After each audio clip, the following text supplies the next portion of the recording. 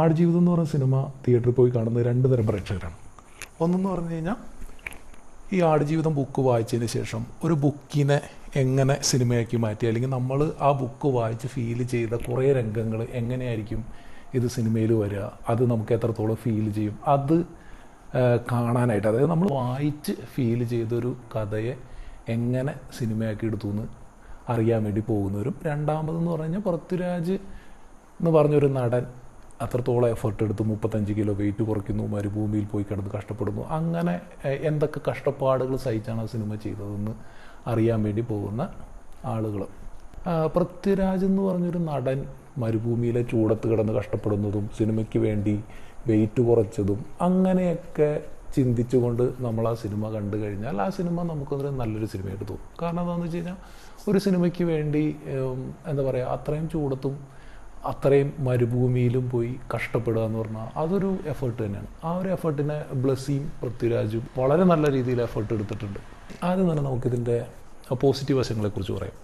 ഈ സിനിമയിലെ വിഷ്വൽസ് വളരെ അടിപൊളിയാണ്. കാരണം എന്താ വെച്ച് കഴിഞ്ഞാൽ ചില രംഗങ്ങളൊക്കെ ഷൂട്ട് ചെയ്ത് വെച്ചിരിക്കുന്ന കളർ ഗ്രേഡിങ്, അങ്ങനെ ലൈറ്റിങ്, അതൊക്കെ വളരെ ഭംഗിയായിട്ടുണ്ട്. ചില ഷോട്ടുകളൊക്കെ ഭയങ്കര രസമായിട്ടുണ്ട്. കാരണം ആ ഒരു കുപ്പി ഉരുണ്ട് റോട്ടിലേക്ക് വരുന്ന സീൻ, അതേപോലെ തന്നെ ഫസ്റ്റ് ഷോട്ടിൽ ഒരു മണൽത്തരിയിൽ നിന്ന് ഇങ്ങനെ വന്ന് വലിയൊരു കൊടുങ്കാറ്റായി മാറുന്ന ആ ഒരു സീൻ ഒന്നും പറയാത്ത സീൻ. അതായത് ക്യാമറ വർക്ക് അല്ലെങ്കിൽ ടെക്നിക്കൽ സൈഡ് നമ്മൾ മേക്കപ്പ് വളരെ ഭംഗിയായിട്ട് ചെയ്തിട്ടുണ്ട്. കാരണം ആ ഒരു എന്താ പറയുക, മരുഭൂമിയിൽ നിന്ന് അവർ രക്ഷപ്പെടാൻ ശ്രമിക്കുന്ന സീനിലൊക്കെ ആ ഒരു എന്താ പറയുക, വെള്ളം കിട്ടാത്തൊരവസ്ഥേനെ വളരെ ഭംഗിയായിട്ട് മേക്കപ്പിൽ വളരെ ഭംഗിയായിട്ട് കാണിച്ചിട്ടുണ്ട്. അങ്ങനെയൊക്കെ ടെക്നിക്കൽ സൈഡ് നോക്കുകയാണെന്നുണ്ടെങ്കിൽ പിന്നെ എനിക്ക് ഭംഗിയായിട്ട് തോന്നിയൊരു കാര്യം എന്ന് പറഞ്ഞാൽ ഇതിൻ്റെ സൗണ്ട് റെക്കോർഡിങ് വളരെ അടിപൊളിയായിട്ടുണ്ട്. കാരണം റസൂൽ പൂക്കുട്ടിയുടെ ആ ഒരു തുടക്കത്തിലൊക്കെയുള്ള ആ ഒരു മരുഭൂമിയിലെ സീനുകളൊക്കെ നമ്മൾ കണ്ണടച്ചിരുന്ന് കഴിഞ്ഞാൽ ആ ഒരു ചെറിയ മൈന്യൂട്ട് മണൽക്കാറ്റടിക്കുമ്പോഴുള്ള മണലിൻ്റെ തരിയൊക്കെ ഭയങ്കരമായിട്ട് നമുക്ക് ഫീൽ ചെയ്യാൻ പറ്റും. നല്ലൊരു തിയേറ്ററിലാണ് നിങ്ങൾ ഈ സിനിമ കാണുന്നുണ്ട്. അതായത് ഏകദേശം ഒരു സെൻട്രൽ സീറ്റൊക്കെ കണ്ടുപിടിച്ചപ്പോൾ നമ്മൾ പഴശ്ശിരാജ സിനിമ വന്നപ്പോൾ അതിനകത്തൊരു മഴ പെയ്യുന്നൊരു സീനുണ്ട്. അത് അന്നത്തെ നമ്മുടെ ഒരു തിയേറ്റർ സ്പീക്കർ സൗണ്ട് സിസ്റ്റം വെച്ചിട്ട് നമുക്ക് ഫീൽ ചെയ്തതിനൊക്കെ ഫാർ ബെറ്ററായിട്ട് നമുക്ക് ആ ഒരു മണൽക്കാറ്റടിക്കുന്നതും ആടുകൾ കരയുന്നതും ദൂരെ നിന്ന് വണ്ടി വരുന്നതും അതൊക്കെ ഭയങ്കരമായിട്ട് ഫീൽ ചെയ്യും. എ ആർ റഹ്മാൻ്റെ മ്യൂസിക് എന്ന് പറഞ്ഞു കഴിഞ്ഞാൽ നമുക്ക് എപ്പോഴും അറിയാം, സൂഫി സംഗീതത്തിൻ്റെ അപ്പോസ്തലനാണ് A R Rahman. A R റഹ്മാൻ്റെ സൂഫി മ്യൂസിക് എന്ന് പറഞ്ഞു കഴിഞ്ഞാൽ ടോപ്പ് നോച്ചാണ്. അങ്ങനെയുള്ള എ ആർ റഹ്മാനെ ഈ ഒരു അറബിക് തീമിലുള്ളൊരു സിനിമ ചെയ്യാമെന്ന് പറഞ്ഞു കഴിഞ്ഞാൽ വളരെ എളുപ്പത്തിൽ ചെയ്യാൻ പറ്റും. ആ ഒരു അറബിക് സോങ്ങും പിന്നെ പെരിയോനെ എന്ന് പറഞ്ഞ ആ ഒരു ഹമ്മിങ്ങൊക്കെ വളരെ ഭംഗിയായിട്ട് എനിക്ക് തോന്നിയിരുന്നു. ബാക്ക്ഗ്രൗണ്ട് മ്യൂസിക്കിൻ്റെ കാര്യം പറയുകയാണെങ്കിൽ നിങ്ങളൊരു കട്ട എ ആർ റഹ്മാൻ ഫാനാണെന്ന്, അദ്ദേഹം ലഗാനിലാണോ യുവരാജിലാണോ അതോ വേറെ ഏതോ ഒരു സിനിമയിൽ ചെയ്ത മ്യൂസിക്കാണ്, അല്ലെങ്കിൽ അതിനോട് വളരെ സാമ്യം തോന്നുന്നൊരു മ്യൂസിക്കാണ് ഇൻ്റർവെല്ലിന് തൊട്ടുമായി ഇടവേള എന്ന് എഴുതി കാണിക്കുന്നതിന് തൊട്ട് മുമ്പ് സിനിമയിൽ ഇടയ്ക്കിടയ്ക്ക് കേൾപ്പിക്കുന്ന ആ ഒരു മ്യൂസിക് പുള്ളിയുടെ ഏതോ ഒരു പഴയ സിനിമയിൽ പുള്ളി ചെയ്ത ബാക്ക്ഗ്രൗണ്ട് സ്കോറുമായിട്ട് വളരെ സാമ്യം തോന്നിയിട്ടുണ്ടായിരുന്നു. പിന്നെ പെരിയോനെ എന്ന് പറഞ്ഞൊരു പാട്ട് നമുക്ക് കുറച്ചുകൂടി ആ ഒരു ഹമ്മിങ് അല്ലാതെ കുറച്ചും കൂടി ആ സിനിമയിൽ കാണിച്ചിരുന്നെങ്കിൽ നല്ലതായിരിക്കും എന്ന് തോന്നിയിരുന്നു. എന്താ പറയുക, പോരായ്മകളെ കുറിച്ചിട്ട് പറയാനാണെന്നുണ്ടെങ്കിൽ ഈ നജീബിൻ്റെ പേഴ്സണൽ ലൈഫ്, അതായത് അമലാപ്പോളുമായിട്ടുള്ള ആ ഒരു ലവ് മേക്കിംഗ് സീനിൻ്റെ ആവശ്യമുണ്ടോ എന്ന് ചോദിച്ചു കഴിഞ്ഞാൽ അതൊന്നും ആവശ്യമുണ്ടായില്ല. പിന്നെ ആ ഒരു പാട്ടിനെ കുറിച്ചിട്ട് പറയുകയാണെന്നുണ്ടെങ്കിൽ ഇതിൻ്റെ ലിറിക്സ് എഴുതിയ ആളോട് എനിക്കൊരു കാര്യം പറയാനുള്ളതെന്ന് വെച്ച് കഴിഞ്ഞാൽ, നമ്മൾ കൈരളി ചാനലിൽ കാണുന്ന തെലുങ്ക് സിനിമയുടെ പാട്ടിന് വരി എഴുതുന്നതിനേക്കാളും വളരെ ബോറായിട്ടാണ് ആ ഒരു പാട്ട് ഒരുമേനല്ല, അതിൻ്റെ ലിറിക്സ് ആണെന്നുണ്ടെങ്കിൽ വളരെ മോശമാണ്. നിങ്ങളത് കേട്ട് നോക്കി കഴിഞ്ഞാൽ നിങ്ങൾക്ക് മനസ്സിലാവും.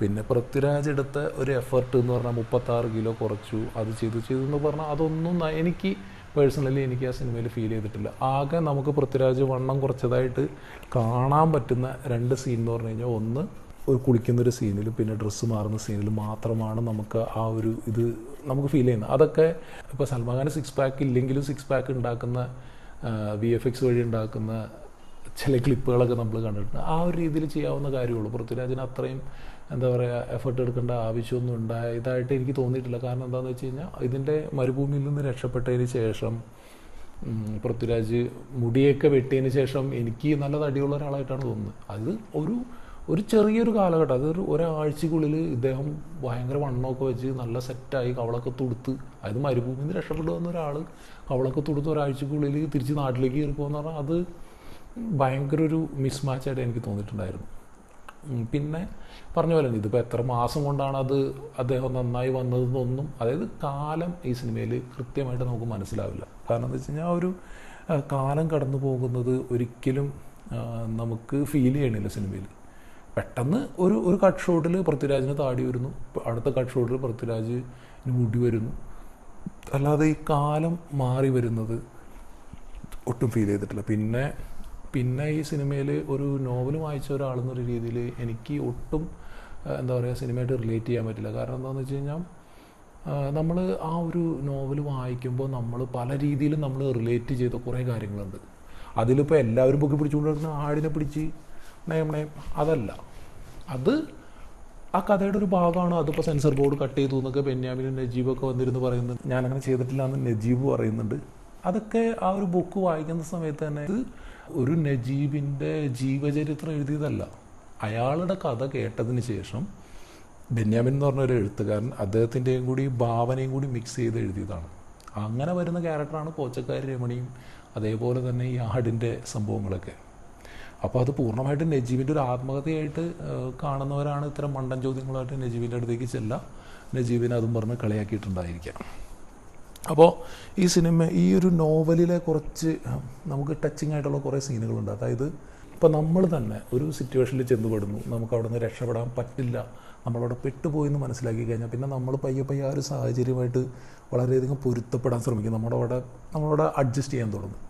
അപ്പോൾ അത്തരത്തിൽ നജീബ് അവിടെ അഡ്ജസ്റ്റ് ചെയ്യാൻ ശ്രമിക്കുകയും അദ്ദേഹം ആടുകളുമായിട്ട് വളരെയധികം സംവദിക്കുകയും ചെയ്യുകയും അദ്ദേഹത്തിന് പരിചയമുള്ള ആളുകളുടെയും ഒക്കെ പേരുകളൊക്കെ ആടിനിടുന്ന അങ്ങനെയുള്ള രംഗങ്ങൾ, അതായത് ഫാമിലുണ്ടാകുന്ന സീനുകളൊക്കെ വളരെയധികം കട്ട് ചെയ്ത് കളഞ്ഞ പോലെ എനിക്ക് തോന്നിയിട്ടുണ്ടായിരുന്നു. അതിലും കൂടുതലായിട്ട് അവരിങ്ങനെ മരുഭൂമിയുടെ അങ്ങനെ രക്ഷപ്പെടാൻ ശ്രമിക്കുന്ന സീനുകൾ വളരെ കൂട്ടി. അതേപോലെ തന്നെ അമലാപ്പുളുമായിട്ടുള്ള നാട്ടിലെ സീനുകൾ കുറച്ച് കൂട്ടി. ബ്ലസ്സിനെ പറഞ്ഞിട്ടുണ്ട് ഇത് കഥ അങ്ങനെ തന്നെ ആവിഷ്കരിക്കുക അല്ല എന്ന് പറഞ്ഞിട്ടുണ്ട്. അപ്പോൾ അങ്ങനെ ആവിഷ്കരിച്ചിട്ടുണ്ടെങ്കിലും ഇല്ലെങ്കിലും ആ ഒരു എന്താ പറയുക ഒരു ആത്മാവ് നഷ്ടപ്പെട്ടൊരു സിനിമയായിട്ട് എനിക്ക് പലപ്പോഴും തോന്നിയിട്ടുണ്ട്. കാരണം ഒരാൾ നാട്ടിൽ നിന്ന് ഗൾഫിൽ വരുന്നു, അയാൾ ഒരു അർബാവ് പിടിച്ച് അവിടെ ഇടുന്നു, അയാൾ അവിടെ നിന്ന് രക്ഷപ്പെട്ടു പോകുന്നു. അവിടെ നമുക്ക് ഒരിക്കലും നമ്മുടെ ഹൃദയത്തിന് ടച്ച് ചെയ്യുന്ന രീതിയിൽ ഒന്നും ഉള്ളതായിട്ട് എനിക്ക് തോന്നിയില്ല. അപ്പോൾ ആ ഒരു കഥ വായിക്കുമ്പോൾ ഇപ്പോൾ നമ്മൾ പറഞ്ഞല്ലോ പല പരിചയത്തിലുള്ള ആളുകളുടെ പേരിടുകയും അതേപോലെ തന്നെ അവിടെ വെച്ചൊരു ആടിൻ്റെ ഗർഭം എടുത്തതിന് ശേഷം തൻ്റെ മകനിടാൻ വെച്ചൊരു പേര് അയാൾ ആടിന് ഇടുകയും ചെയ്യുന്നുണ്ട്. അപ്പോൾ അത്തരത്തിൽ ഒരു എന്താ പറയുക അയാൾ പയ്യെ ഒരു മൃഗമായിട്ട് മാറുകയാണ്. ആ മൃഗങ്ങളുടെ ഇടയിൽ കിടന്ന് മെല്ലെ അയാളൊരു ആടായിട്ട് മാറുകയാണ്. അതുകൊണ്ടാണ് കഥയ്ക്ക് ആടുജീവിതം എന്ന് പേര് വന്നത്. പിന്നെ അവിടെ എന്ന് ആട്ടിറച്ചി വയ്ക്കുമ്പോഴും ഇയാൾ കഴിക്കാതിരിക്കുന്നത്, അതായത് അയാൾ മെല്ലെ ഒരു മൃഗമായിട്ട് മാറിക്കഴിഞ്ഞു. അത്തരത്തിലുള്ള സീനുകൾ ഉണ്ടെങ്കിൽ മാത്രമാണ് നമുക്ക് ആ ഒരു നജീബ് രക്ഷപ്പെടുന്നതിന് തൊട്ട് മുമ്പായിട്ട് ഇയാൾ ആടുകൾക്കൊക്കെ ഭക്ഷണം കൊടുത്തതിന് ശേഷം പറയുന്നുണ്ട് ഇനി എന്നെപ്പോലെ എന്താ പറയുക പുതിയൊരാൾ വരും, അതുവരെ നിങ്ങൾക്ക് ഞാൻ പോട്ടെ. അങ്ങനെ വളരെ സെൻറ്റിമെൻ്റലായിട്ടൊരു സീനുണ്ട്. പക്ഷേ അത് ഒരിക്കലും നമുക്ക് ടച്ചിങ് ആവാതെ പോയത് ഈ ഒരൊറ്റ കാരണം കൊണ്ടാണ്. അയാളും ആടുകളും തമ്മിലുള്ള ആ ഒരു ബന്ധം ചിത്രീകരിക്കാൻ സംവിധായകൻ വിട്ടുപോയി. അതിൻ്റെ ചെറിയ ഗ്ലിംസസ് അവിടെയും കാണിക്കുന്നുണ്ട്. കാരണം അയാൾ അവിടെ നിന്ന് രക്ഷപ്പെടാൻ ശ്രമിക്കുമ്പോഴാണോ അതോ അദ്ദേഹത്തിന് ഒരു ആട് ഇടിച്ചിടുന്നതിന് ശേഷമാണോ അയാൾ എഴുന്നേറ്റ് നിന്നതിന് ശേഷം ഒരു ആട് വന്ന് ഇയാളോട് ചേർന്ന് നിന്ന് മറ്റാടുകളെ വിളിക്കുന്നൊരു സീനുണ്ട്. അപ്പോൾ മറ്റാടുകൾ ഇതിനോട് റെസ്പോണ്ട് ചെയ്യുന്നൊരു സീനുണ്ട്. അപ്പോൾ അത് കണ്ടപ്പോൾ എനിക്ക് തോന്നി ഇനി മുന്നോട്ട് ആടുകളും നജീബും തമ്മിലുള്ളൊരു എന്താ പറയുക ഒരു ബന്ധമുണ്ടാക്കിയെടുക്കുന്നതും അതിൽ നിന്ന് പറഞ്ഞ മറ്റേ ആ ഒരു സീനിലേക്ക് പോകുന്നു. അങ്ങനെ ആടുകളുമായി ഇയാൾ വളരെ ഇഴുകിച്ചേർന്ന് പോകുന്നതും പെട്ടെന്നൊരു സാഹചര്യം വരുമ്പോൾ ഇയാൾ അങ്ങനൊരു രംഗം പ്രതീക്ഷിച്ചിരുന്ന എനിക്ക് വളരെ നിരാശയാണ്. അവിടെ നിന്ന് കട്ട് ചെയ്തിട്ട് പിന്നെ വേറെ എങ്ങോട്ടേക്ക് പടം പോയി. പിന്നെ ക്യാരക്ടറുകളെ എസ്റ്റാബ്ലിഷ് ചെയ്യാനായിട്ട് പല സ്ഥലത്തും പരാജയപ്പെട്ടത് പോലെ തോന്നി. അറബിക്കും കുറേ പേടിയുണ്ട്, അയാൾക്ക് ഇടിമിന്നലിനെ പേടിയാണ്. അപ്പോൾ അത്തരത്തിൽ അയാളുടെ ബലഹീനതകളൊക്കെ ഒന്ന് കാണിച്ച് മുന്നോട്ട് പോയിരുന്നെങ്കിൽ നമുക്ക് കുറച്ചുകൂടി നല്ല രീതി, അതായത് ആ ഒരു നോവലിലെ പല എന്താ പറയുക ടച്ചിങ് ആയിട്ടുള്ള ഭാഗങ്ങളും സിനിമയിൽ ഇല്ലാത്തതായിട്ട് എനിക്ക് തോന്നി. പിന്നെ ഈ ആട്ടിറച്ചി അയാൾക്ക് കൊടുക്കുന്നുണ്ട് കല്യാണത്തിന്. അപ്പോൾ പൃഥ്വിരാജ് അത് ഇങ്ങനെ കയ്യിൽ പിടിച്ചുകൊണ്ടിരിക്കുന്നുണ്ട്, പക്ഷേ അതിനെ എസ്റ്റാബ്ലിഷ് ചെയ്തിട്ടില്ല. അപ്പോൾ നമ്മൾ പറഞ്ഞല്ലോ, ആ ഒരു ആട്ടിറച്ചി അയാൾ കഴിക്കാതിരിക്കുന്നത് എന്താ വെച്ചാൽ തൻ്റെ ഒരു കൂടപ്പുറപ്പ് അല്ലെങ്കിൽ കൂടെയുള്ളൊരു സഹജീവിയുടെ മാംസം ഭക്ഷിക്കാൻ അയാൾക്ക് പറ്റാത്തത് കൊണ്ടാണ് അയാൾ അത് കഴിക്കാത്തതെന്ന് ഒരിക്കലും പ്രേക്ഷകന് മനസ്സിലാവില്ല. അയാൾക്ക് വിശപ്പില്ലാത്തതുകൊണ്ട് അയാളത് കഴിക്കാതിരിക്കുന്നു എന്നുള്ളൊരു ഫീലാണ് നമുക്ക് തോന്നുന്നത്. അപ്പോൾ പല സ്ഥലത്തും എന്താ പറയുക, ആ ഒരു ക്യാരക്ടറിനെ എസ്റ്റാബ്ലിഷ് ചെയ്യുന്നതിൽ ബ്ലസ്സി പരാജയപ്പെട്ടതായിട്ട് എനിക്ക് തോന്നിയിട്ടുണ്ട്. അഭിനയത്തിൻ്റെ കാര്യം പറയുകയാണെന്നുണ്ടെങ്കിൽ അതിൻ്റെ പ്രൊഡ്യൂസറും കൂടിയായിട്ടുള്ള ജിം ജീൻ ലൂയിസ്, അയാളുടെ അഭിനയം എനിക്ക് ഭയങ്കര ഇഷ്ടമായി. അയാൾ വരുന്ന സീനുകളൊക്കെ അയാൾ വളരെ നന്നായിട്ട് അഭിനയിച്ചിട്ടുണ്ട്. പിന്നെ ആ ഗോകുൽ എന്ന് പറഞ്ഞ ആ പയ്യൻ, അദ്ദേഹത്തിൻ്റെ അഭിനയം ആ ഡെത്ത് സീനൊക്കെ അയാൾ വളരെ നന്നായിട്ട് ചെയ്തിട്ടുണ്ട്. പക്ഷേ പല രംഗങ്ങളിലും ഒരു എന്താ പറയുക, ഒരു ഹൈസ്കൂൾ ലെവൽ നാടകം ലെവൽ ഡയലോഗ് ഡെലിവറിയാണ് എനിക്ക് ആ പയ്യൻ്റെ അഭിനയത്തിൽ തോന്നി. അമലാപോളിനൊന്നും കാര്യമായിട്ട് അഭിനയിക്കാനൊന്നുമില്ല, ജസ്റ്റ് അവരെ കൊണ്ട് എന്താണ് ഉദ്ദേശിച്ചത് അവരത് കൃത്യമായിട്ട് ചെയ്തിട്ടുണ്ട്.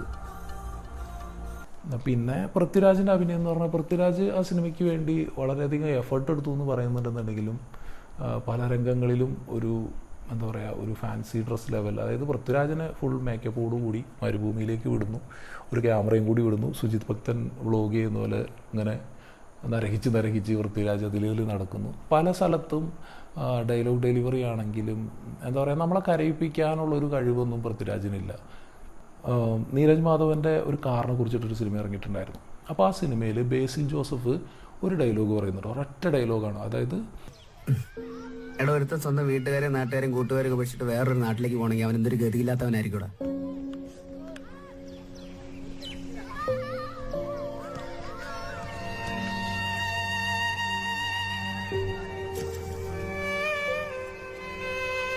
ഈ ഒരു ഡയലോഗ് വളരെ ടച്ചിങ് ആയിരുന്നു. ഒരൊറ്റ ഡയലോഗിൽ ആ ഒരു ക്യാരക്ടറിൻ്റെ ഫീലിങ്സ് നമ്മുടെ ഹൃദയത്തിലേക്ക് ഇങ്ങനെ കുത്തി കയറുന്ന രീതിയിൽ ആ ഒരു ഡയലോഗ് ഡെലിവറി ചെയ്തു വെച്ചിട്ടുണ്ട്. അങ്ങനെ ഒരു എന്താ പറയുക, ഒരു സീനിൽ പോലും പൃഥ്വിരാജിൻ്റെ ഒരു അഭിനയം നമ്മുടെ കണ്ണ് നനയിക്കുകയോ അല്ലെങ്കിൽ ഹൃദയത്തിലൊരു വേദന ഉണ്ടാക്കുകയോ ഒന്നും ചെയ്തില്ല. നമ്മളൊരു അവിടെ എന്തോ നടക്കുന്നു, സ്ക്രീനിൽ ഇങ്ങനെ കാര്യങ്ങൾ നടക്കുന്നുണ്ട്, നമ്മളതിങ്ങനെ ഓക്കെ നടക്കട്ടെ, നമ്മളൊരു പോപ്കോണൊക്കെ വെച്ച് ഇൻ്റർവെല്ലിന് ശേഷം ഒരു പോപ്കോണൊക്കെ മേടിച്ച് നമ്മൾ ഇരുന്ന് കഴിഞ്ഞാൽ അതൊക്കെ നൈസായിട്ട് കഴിച്ച് ആ ഒരു എസ്കേപ്പ് സീൻ ഫീല് ചെയ്തിട്ടില്ല. എന്നാലും അവരെടുത്ത എഫേർട്ട്, അതായത് അതിൻ്റെ ഒരു മേക്കപ്പ് ആൻ പറയുന്നുണ്ട്, ആ ഒരു മണൽത്തരിയിൽ ഒരു കാൽപ്പാട് പോലും പതിയാതെ ഇരിക്കാൻ വേണ്ടി അപ്പുറത്തേക്കിടെ കറക്കി അവരെ മണൽക്കൂനയുടെ മുകളിൽ കൊണ്ടുവന്ന് നിർത്തി. അപ്പോൾ അതിനു വേണ്ടി എടുത്ത എഫേർട്ടിനെ നമ്മൾ മാനിക്കണം. ഒരു കലാരൂപം ഉണ്ടാക്കിയെടുക്കാനായിട്ട് ഒരാൾ എടുക്കുന്നൊരു എഫേർട്ടിനെ നമ്മൾ മാനിക്കണം എന്നത് നിൽക്കെ തന്നെ പറയാം. നമുക്ക് ആ ഒരു കലാരൂപം, നമുക്ക് ആ ഒരു എന്താ പറയുക, ആ കലാരൂപം ഉദ്ദേശിച്ചൊരു ഫീല് നമുക്ക് ആ ഒരു കലാരൂപം ഉദ്ദേശിച്ചൊരു ഫീല് നമുക്ക് തന്നിട്ടില്ല എന്നുണ്ടെന്നുണ്ടെങ്കിൽ ആ ഒരു എഫേർട്ട് വെറുതെ ആയിപ്പോയി എന്ന് വേണമെങ്കിൽ നമുക്ക് പറയാൻ പറ്റും. ഓവറോൾ ഈ സിനിമയെ കുറിച്ചിട്ട് പറയുകയാണെന്നുണ്ടെങ്കിൽ ഓസ്കാർ ലെവലിലേക്കൊക്കെ പോകുമെന്നൊക്കെ ചോദിച്ചു കഴിഞ്ഞാൽ പല യൂട്യൂബ് തംബ്നെയിലുകളിലും ലിയനാർഡോ ഡികാപ്രിയോനെയൊക്കെ ആയിട്ട് പൃഥ്വിരാജിനെ കമ്പയർ ചെയ്തൊക്കെ തംബ്നെയിൽ കണ്ടിട്ടുണ്ടായിരുന്നു. അതൊക്കെ നോർത്ത് ഇന്ത്യൻ ചാനലുകളിലാണ് അതൊക്കെ വരുന്നത്. അപ്പോൾ അവർ മനസ്സിലാക്കേണ്ട ഒരു കാര്യമുണ്ട്, അവരുടെ നാട്ടിൽ നല്ല നല്ല സിനിമകൾ ഇറങ്ങുന്നുണ്ട്, അവരുടെ നാട്ടിൽ നല്ല നല്ല നടന്മാരുണ്ട്, അങ്ങനെയുള്ള നടന്മാരുടെ നല്ല നല്ല സിനിമകൾ അവിടെ ഇറങ്ങുന്നുണ്ട്. പക്ഷെ അതിനൊരിക്കലും ഒരു തിയേറ്ററോ അല്ലെങ്കിൽ അവരുടെ ഒരു സപ്പോർട്ടോ കിട്ടാറില്ല. അവരെപ്പോഴും മലയാളത്തിൽ എന്തിറങ്ങുന്നു അല്ലെങ്കിൽ സൗത്ത് സിനിമയിൽ എന്തിറങ്ങുന്നു അതിലെ ക്രിഞ്ചുകളും അതിലെ നല്ലതും നോക്കി പൊക്കി പിടിച്ച് കൊണ്ട് നടക്കുകയാണ്. അപ്പോൾ നിങ്ങളുടെ നാട്ടിൽ നല്ല സിനിമകൾ ഇറങ്ങുന്നുണ്ട്. അപ്പോൾ നിങ്ങളും ഞങ്ങളെപ്പോലെ തന്നെ അത്തരത്തിലുള്ള നല്ല സിനിമകളെ നിങ്ങൾ സപ്പോർട്ട് ചെയ്യാൻ തുടങ്ങിക്കഴിഞ്ഞാൽ ഉറപ്പായിട്ടും നിങ്ങളുടെ നാട്ടിലും നമ്മുടെ പോലെ തന്നെ നല്ല സിനിമകളുണ്ടാവും. അതിന് പകരം നിങ്ങൾ ജവാനും ഫൈറ്ററിനൊക്കെയാണ് നിങ്ങൾ ഇമ്പോർട്ടൻസ് കൊടുക്കണമെന്നുണ്ടെങ്കിൽ നിങ്ങൾക്കത് മതി എന്നുള്ള രീതിയിൽ നിങ്ങൾക്ക് അത്തരത്തിലുള്ള മോശം പടങ്ങൾ നിങ്ങൾക്ക് കിട്ടുള്ളൂ. അപ്പോൾ എല്ലാവരും പറയുന്ന ഒരു കാര്യമാണ്, നീ ഇത്ര കുറ്റം പറഞ്ഞ സ്ഥിതിക്ക് നിനക്ക് എങ്ങനെ ഈ സിനിമ നന്നാക്കി ചെയ്യാൻ പറ്റുമെന്ന് ചോദിച്ചു കഴിഞ്ഞാൽ എപ്പോഴും നമ്മൾ മനസ്സിലാക്കേണ്ട കാര്യം, ഒരു ബുക്കിനെ സിനിമയായിട്ട് എടുക്കാൻ വളരെ ബുദ്ധിമുട്ടാണ്. കാരണം എന്താണെന്ന് വെച്ച് കഴിഞ്ഞാൽ അതൊരു എന്താ പറയുക, നമ്മളൊരു ബുക്ക് വായിക്കുമ്പോൾ നമ്മുടെ മനസ്സിൽ നമ്മൾ തന്നെ ഒരു നജീബിനെ സൃഷ്ടിക്കും, നമ്മൾ തന്നെ ഒരു ചുറ്റുപാടുണ്ടാക്കും. നമ്മൾ ആ കഥയെ നമ്മൾ നമ്മുടെ മനസ്സിലാണ് നമ്മൾ വിഷ്വൽ ചെയ്യുന്നത്. അതിനെ തൃപ്തിപ്പെടുത്താൻ ഒരു സംവിധായകനും പറ്റില്ല. ലോർഡ് ഓഫ് ദി റിംഗ് ആണെങ്കിലും ഹാരി പോട്ടർ ആണെന്നുണ്ടെങ്കിലും വായനക്കാരെ തൃപ്തിപ്പെടുത്തിയ അത്രയും ആ സിനിമ തൃപ്തിപ്പെടുത്തിയിട്ടുണ്ടെന്ന് വെച്ച് കഴിഞ്ഞാൽ ഇല്ല. പക്ഷെ അത് വായിക്കാത്ത ഒരാൾ വളരെയധികം തൃപ്തിപ്പെടുത്തിയിട്ടുണ്ട്. അതിനൊരു എന്താ പറയുക, ഒരു അപവാദം എന്ന് പറയാനായിട്ട് നമുക്ക് തോന്നുന്നത് ഗെയിം ഓഫ് ത്രോൺ ആണ്. ഗെയിം ഓഫ് ത്രോൺ അത്രയും 7 വർഷം കൊണ്ട് അത്രയും സീസൺ ഇറക്കി, എന്താ പറയുക, ബുക്കിനേക്കാളും വെല്ലുന്ന രീതിയിൽ അവർ ആ വെബ് സീരീസ് എടുത്തിട്ടുണ്ട്. അത് ഇപ്പോൾ 2.5 മണിക്കൂർ സിനിമയിൽ ഒരിക്കലും നമുക്ക് ചെയ്യാൻ പറ്റില്ല. പിന്നെ കാസ്റ്റിങ്ങിൻ്റെ കാര്യം പറയുകയാണെന്നുണ്ടെങ്കിൽ പൃഥ്വിരാജിനെ കാണുമ്പോൾ നമുക്ക് ഒരിക്കലും ഒരു ദയനീയത തോന്നണില്ല, ഒരു എന്താ പറയുക, ഒരു പാവത്വം തോന്നണില്ല. അപ്പോൾ അത്തരത്തിലൊരു പാവത്വം തോന്നുന്ന ഫിഗറുള്ള എന്താ നമുക്ക് ധനുഷ് അല്ലെങ്കിൽ വിക്രം, ഇനി ഈവൻ ഹിന്ദിയിലാണെന്നുണ്ടെങ്കിൽ നവാസുദ്ദീൻ സിദ്ദിഖി, അങ്ങനെയുള്ള കുറച്ച് നടന്മാരുണ്ടല്ലോ. അവരെ കൊണ്ട് ഫഹദ് ഫാസിലിന് അത് ചെയ്യാൻ പറ്റുമെന്ന് വെച്ച് കഴിഞ്ഞാൽ അറിയില്ല. ഫഹദ് ഫാസിൽ എത്രത്തോളം ചെയ്യുന്നോ നമുക്ക് പറയാൻ പറ്റില്ല. പക്ഷേ ഇന്ദ്രൻസ് അല്ലെങ്കിൽ കലാപവും എനിക്ക് വളരെ എളുപ്പം ചെയ്യാൻ പറ്റുന്ന ഒരു റോളായിരുന്നു നജീബിൻ്റെ. കാരണം അവർക്ക് ആ ഒരു എന്താ പറയുക ഫീല് കൊണ്ടുവരാനായിട്ട്, അവരെ കാണുമ്പോൾ തന്നെ അല്ലെങ്കിൽ അത് അഭിനയിച്ച് ഫലിപ്പിക്കാനുള്ള കഴിവ് അവർക്കുണ്ട്. ഇന്ദ്രൻസിനെ വെച്ച് ചെയ്യുമ്പോൾ എന്ന് പറഞ്ഞാൽ ഇന്ദ്രൻസ് അത്ര പ്രായമായി, പക്ഷേ ഞാൻ ആ സിനിമ എന്നോട് എടുക്കാൻ പറയുകയാണെന്നുണ്ടെങ്കിൽ ഞാൻ ഉറപ്പായിട്ടും കഥയിൽ നമുക്ക് മാറ്റം വരുത്താമല്ലോ. അപ്പോൾ ഒരു അല്പം പ്രായമായ ഒരാൾ വീണ്ടും ഒരു ഗൾഫിലേക്ക് റീ എൻട്രിക്ക് ശ്രമിക്കുന്ന രീതിയിലൊക്കെ കഥയിൽ മാറ്റങ്ങൾ വരുത്തി, അമല പോളുമായിട്ടുള്ള രംഗങ്ങളൊക്കെ കുറച്ച് അദ്ദേഹത്തിൻ്റെ സ്വപ്നങ്ങളായിട്ടും അദ്ദേഹം വെറുതെ ഇരിക്കുമ്പോൾ ചിന്തിക്കുന്ന കുറച്ച് കാര്യങ്ങളെ കുറിച്ച് കട്ട് ഷോട്ടുകളൊക്കെ ആയിട്ട് കാണിച്ചിട്ട് എന്താ പറയുക, ആ ഒരു ആടുകളുമായിട്ടുള്ള ബന്ധവും അതൊക്കെ കൂടുതൽ എസ്റ്റാബ്ലിഷ് ചെയ്യാൻ ശ്രമിച്ചായിരുന്നെങ്കിൽ ഈ സിനിമ വേറെ ലെവലിൽ പോയേനെ. ബ്ലസ്സി ആദ്യം സമീപിച്ചത് വിക്രത്തിനാണെന്ന് വിക്രം തന്നെ ഒരു ഇൻ്റർവ്യൂവിൽ പറയുന്നുണ്ട്. അപ്പോൾ ബ്ലസ്സി അതിനൊരു തമിഴ് സാഹചര്യത്തിലേക്ക് പറിച്ച് നടാനൊക്കെ ശ്രമിച്ചിട്ടുണ്ടായിരുന്നു. വിക്രം തന്നെ പറഞ്ഞിട്ടുണ്ട്, അത് ഗൾഫും തമിഴിനുമായിട്ട് യാതൊരു ബന്ധമില്ല, അപ്പോൾ നമ്മളത് തമിഴിൽ ചെയ്തിട്ട് കാര്യമില്ല എന്ന് പറഞ്ഞു. അപ്പോൾ നമ്മുടെ നാട്ടിൽ അത്തരത്തിലൊരു ഹെവി ആയിട്ടുള്ള ഒരു റോള് ചെയ്യാൻ പറ്റിയൊരു എന്താ പറയുക യുവനടന്മാർ എന്താ പറയുക വളരെ കുറവാണ്. നമ്മുടെ നാട്ടിലെ ഒരു സിനിമ കൾച്ചർ വെച്ചിട്ട് നോക്കുകയാണെന്നുണ്ടെങ്കിൽ കഥയ്ക്ക് അനുയോജ്യമായിട്ടുള്ള കഥാപാത്രങ്ങൾ വെച്ചിട്ടും അല്ലെങ്കിൽ ഒരു നായകന് വേണ്ട രീതിയിൽ കഥ എഴുതുന്ന 2 രീതിയിലുള്ള സിനിമകൾ നടക്കുന്നുണ്ട്. ഈ നമ്മൾ കഥയ്ക്ക് അനുയോജ്യമായിട്ടുള്ള കഥാപാത്രങ്ങൾ കണ്ടെത്തുമ്പോൾ ഇതൊരു ബിഗ് ബഡ്ജറ്റ് സിനിമയാണ്. അപ്പോൾ ഈ സിനിമയ്ക്ക് എത്ര ഇൻവെസ്റ്റ് ചെയ്യാൻ, അതായത് ഒരു പുതുമുഖ നടൻ്റെ മീതെ ഇത്രയും പൈസ AR റഹ്മാനോ റസൂൽ പൂക്കട്ടി അല്ലെങ്കിൽ പുറത്തുനിന്നുള്ള നടന്മാർ അങ്ങനെയുള്ള ആളുകളെ വെച്ചിട്ട് ഇൻവെസ്റ്റ് ചെയ്യുമെന്ന് വെച്ച് കഴിഞ്ഞാൽ ഒരിക്കലും ഇൻവെസ്റ്റ് ചെയ്യില്ല. എത്രത്തോളം സക്സസ് ആവുമെന്ന് നമുക്കറിയാൻ പറ്റില്ല. സിനിമ ഒരു ബിസിനസ്സും കൂടിയാണ്. അപ്പോൾ നമ്മൾ മനസ്സിലാക്കേണ്ട ഒരു കാര്യം എന്ന് പറഞ്ഞാൽ നമ്മുടെ യുവനടന്മാർക്ക് ഇത്രയും വലിയൊരു റോള് ഹാൻഡിൽ ചെയ്യാനുള്ള ഒരു കാലിബറുള്ള യുവനടന്മാർ നമുക്കില്ല. ഇപ്പോൾ നമ്മുടെ യുവനടന്മാരെ ആരും പറയുകയാണെന്നുണ്ടെങ്കിൽ നിവിൻ പോളി, ഫഹദ് ഫാസിൽ, ദുൽഖർ സൽമാൻ, ഉണ്ണി മുകുന്ദൻ അല്ലെങ്കിൽ ജയസൂര്യ ഒന്നും യുവനടനിൽ പെടുത്താൻ പറ്റില്ല. എന്നാലും ഇവർക്കൊക്കെ ഇവരുടേതായ കുറേ ലിമിറ്റേഷൻ ഉണ്ട്. ഇവർക്ക് വലിയൊരു കഥാപാത്രത്തിനെടുത്ത് ചെയ്യാൻ ഇപ്പോൾ ഈ ഒരു നജീബിൻ്റെ ക്യാരക്ടർ ഫഹദ് ഫാസിലിനോ ജയസൂര്യക്കോ ചിലപ്പോൾ കുറച്ച് നന്നാക്കി ചെയ്യാൻ പറ്റും. അപ്പോൾ നമ്മുടെ നടന്മാർക്കും കുറച്ച് ലിമിറ്റേഷൻസ് ഉണ്ട്.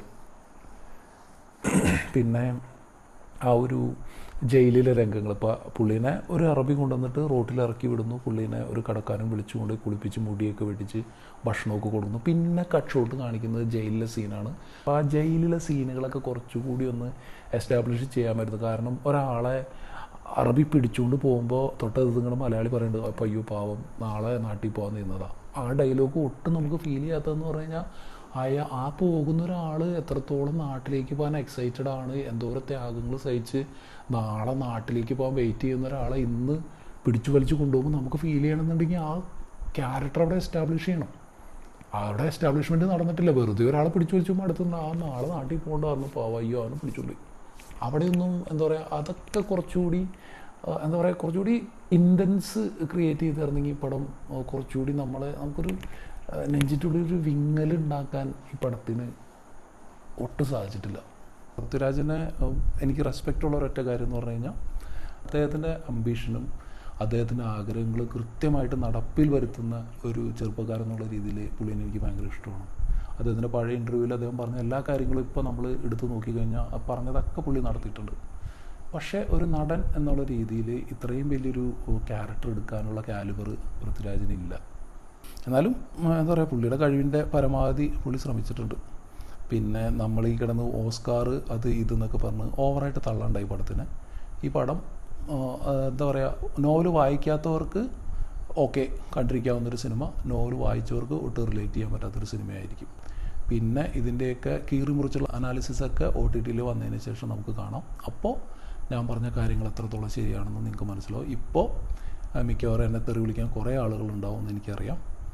അതൊക്കെ നമുക്ക് ഇനി OTT-ൽ റിലീസായതിനു ശേഷം ആളുകൾ കുറച്ച് ഈ ഒരു ഓളം കഴിഞ്ഞതിന് ശേഷം ഇതിനെക്കുറിച്ച് ഡീറ്റെയിൽ ആയിട്ട് ആളുകൾ സംസാരിച്ച് വരുമ്പോൾ നമുക്കിതിൻ്റെ കാര്യങ്ങൾ നമുക്ക് ഡീറ്റെയിൽ ആയിട്ട് മനസ്സിലാക്കാൻ പറ്റും. ഈ സിനിമയുടെ ഓവറോൾ ഫീഡ്ബാക്ക് പറയുകയാണെന്നുണ്ടെങ്കിൽ നമ്മളൊരിക്കലും ബുക്കിനോട് കുറച്ചുകൂടി ബ്ലസ്സിക്ക് നീതി പുലർത്താമായിരുന്നു എങ്കിൽ ഈ സിനിമ കുറച്ചുകൂടി വലിയ ലെവലിലേക്ക് പോയേനെ.